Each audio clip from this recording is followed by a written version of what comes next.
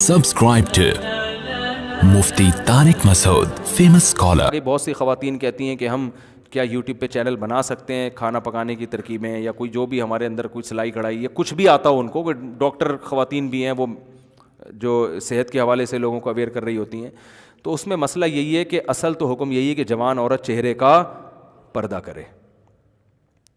جوان عورت کے لیے فتویٰ اسی پر ہے کہ چہرہ کھولنا جائز نہیں ہے. کوئی ایجڈ خواتین ہے تو ان کے لیے گنجائش ہے چہرہ کھولنے کی. جوان عورت ہے وہ چہرہ چھپائے گی.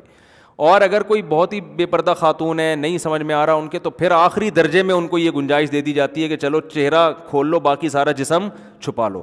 جائز یہ بھی نہیں ہے لیکن some thing is better than nothing, ٹھیک ہے نا.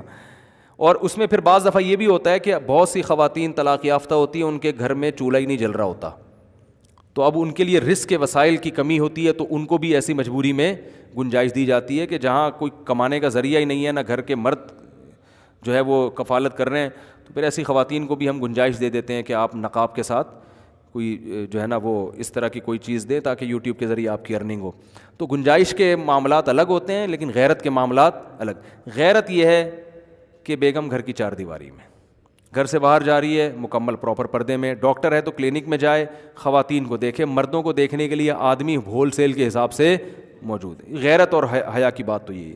قرآن کہہ رہا ہے وَلَا يَضْرِبْنَ بِأَرْجُلِهِنَّ لِيُعْلَمَ مَا يُخْفِينَ مِنْ زِينَتِهِنَّ, اپنے پاؤں کو زمین پہ زور سے مت مارو کہ آپ کی پازیب کی آواز بھی باہر جائے. وہ حیا کا درس دے رہا ہے. تو قرآن کہاں بے حیائی کو پسند کرتا ہے. تو غیرت اصل چیز کیا ہے؟